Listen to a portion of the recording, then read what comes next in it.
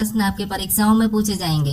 तो चलिए हम शुरू करते हैं प्रश्न 1 से। हमारा पहला प्रश्न दिया है, प्रश्न कह रहा है कि नीचे दिए गए पासों में संख्या 30 के विपरीत कौन सी संख्या होगी।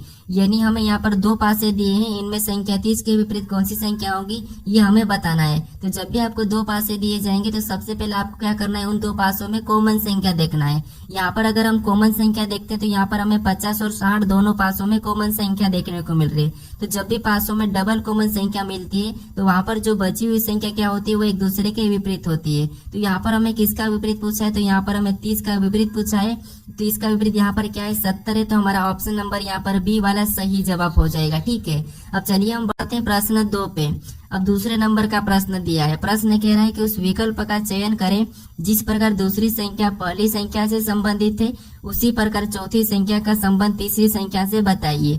यानी यहाँ पर जिस प्रकार 9 का संबंध 9 से, तो हमें यहाँ पर 5 का बताना है। ये हमारा एनालॉजी का प्रश्न है। हमें सबसे पहले यहाँ पर ये पता करना है कि 9 का संबंध 9 के से, उसी प्रकार हम फिर 5 का बताएंगे। ठीक है, तो यहाँ पर देखिए थोड़ा सा लॉजिक को समझिए। यानी अगर हम यहाँ पर 9 का वर्ग करते हैं तो 9 का वर्ग कितना होता है, तो 9 का वर्ग होता है 81। कितना होता है, 81। अगर हम 81 डिजिट को आपस में जोड़ देंगे तो यहाँ पर कितने हो जाएंगे, तो यहाँ पर 8 और 1 9 हो जाएंगे। ठीक है, और यहाँ पर 9 लिखा है। उसी तरीके से यहाँ पर हम क्या करेंगे, 5 का बताएंगे। तो 5 का वर्ग सबसे पहले करेंगे।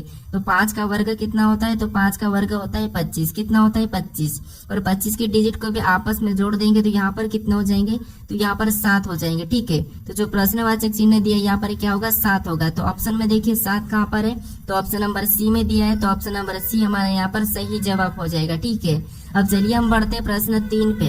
अब तीसरे नंबर का प्रश्न दिया है। अब प्रश्न कह रहा है कि दिए गए विकल्पों में से लुप्त संख्या ज्ञात कीजिए।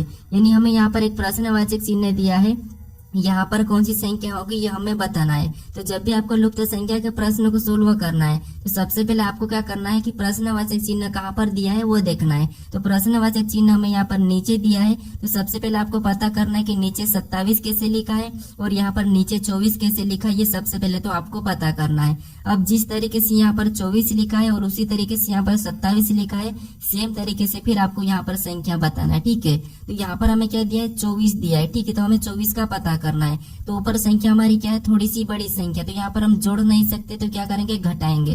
तो यहाँ पर अगर हम 46 में से 22 को घटा लेते हैं तो यहाँ पर कितने बचते हैं, 24 बचते हैं। और 24 यहाँ पर लिखा है। उसी तरीके से यहाँ पर हम क्या करते हैं, दूसरी वाली को पता करते हैं। तो दूसरी वाली में भी ऊपर वाली संख्या यानी कि 69 में से 42 को घटाएंगे तो यहाँ पर कितने बचेंगे, 27 बचेंगे। और 27 भी यहाँ पर लिखा है, कितना 27 लिखा है। तो हम क्या करेंगे, इसी तरीके से जो प्रश्नवाचक चिन्ह है यहाँ पर संख्या को बताएंगे। जैसे हमने यहाँ पर भी घटाया और यहाँ पर भी सेम तरीके से घटाया है। तो यहाँ पर भी 79 में से 38 को घटा लेंगे तो यहाँ पर कितने बचेंगे, तो यहाँ पर हमारे बचेंगे 41। तो जो प्रश्नवाचक चिन्ह दिया है यहाँ पर क्या हो जाएगा, 41 हो जाएगा। ठीक है, तो ऑप्शन हमारे यहाँ पर कौन सा वाला, सी वाला सही जवाब हो जाएगा। अब चलिए हम बढ़ते हैं प्रश्न 4 पे।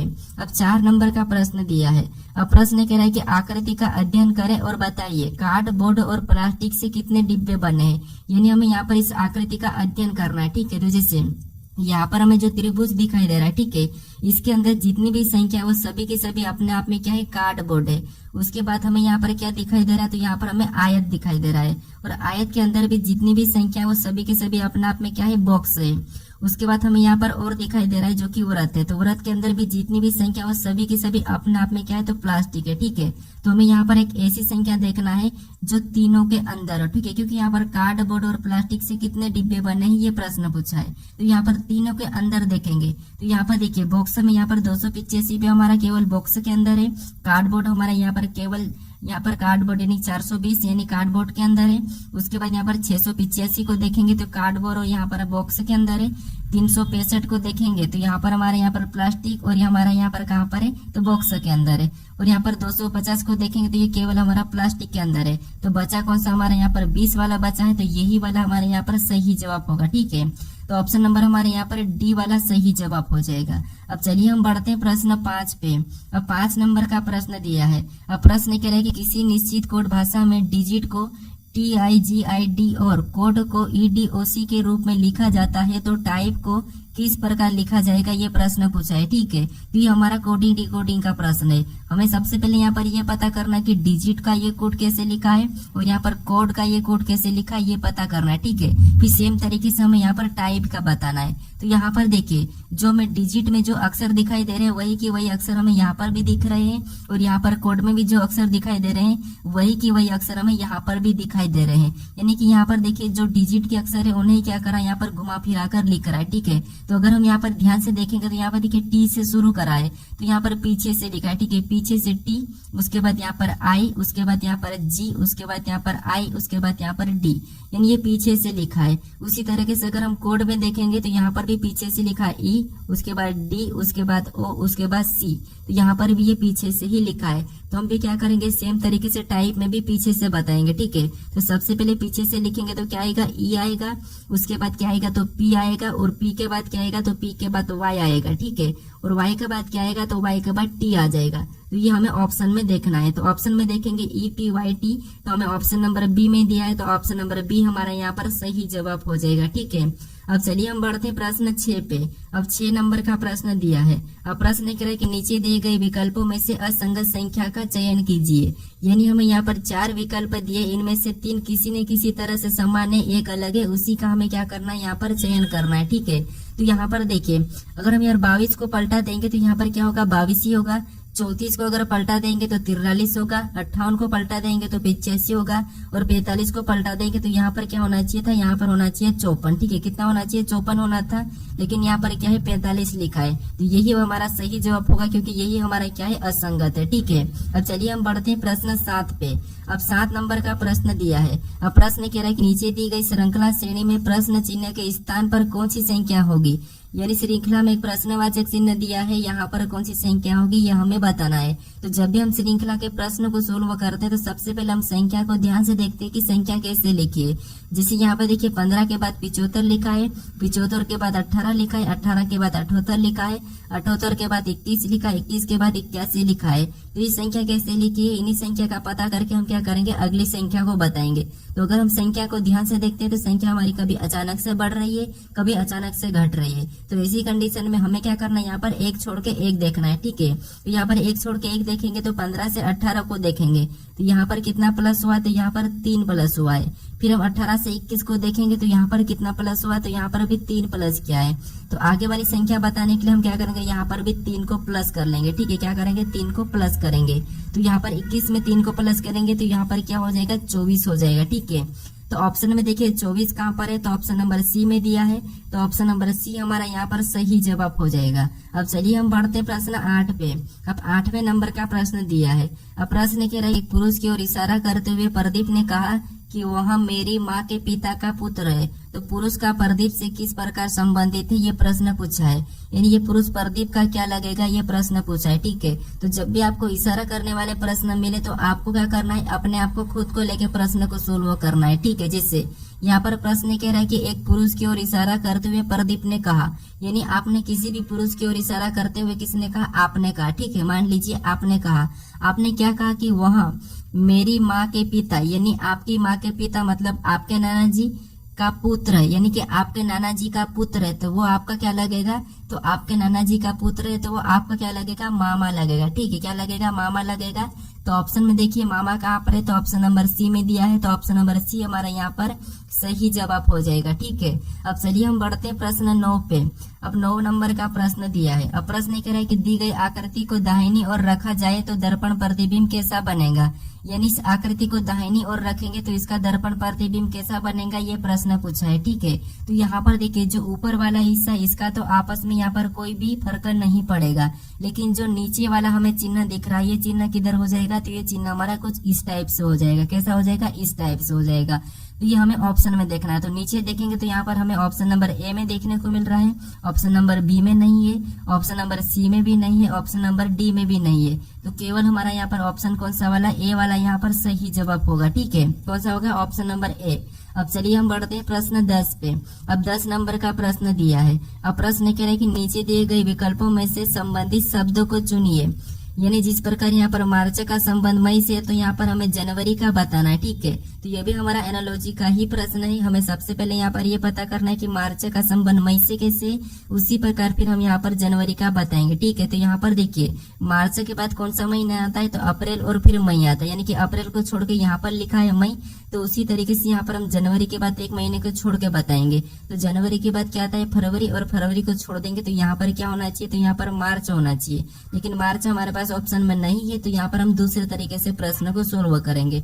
अब देखेंगे जैसे यहाँ पर क्या दिया है, मार्च दिया है, तो मार्च कितने दिन का महीना है, तो ये 31 दिन का महीना है, ठीक है। उसी तरीके से यहाँ पर मई कितने दिन का महीना है, तो मई भी हमारा 31 दिन का ही महीना है। इनका आपस में क्या संबंध है, तो ये दोनों 31 दिन के ही महीने हैं। तो उसी तरीके से यहाँ पर देखेंगे तो जनवरी कितने दिन का है, तो जनवरी भी 31 दिन का महीना, ठीक है। तो जो प्रश्नवाचक चिन्ह दिया यहाँ पर वही महीना होना चाहिए जिसका क्या है 31 दिन का हो, ठीक है। तो ये अगर हम ऑप्शन में देखेंगे तो यहाँ पर अप्रैल हमारा 30 दिन का होता है, तो ये नहीं होगा।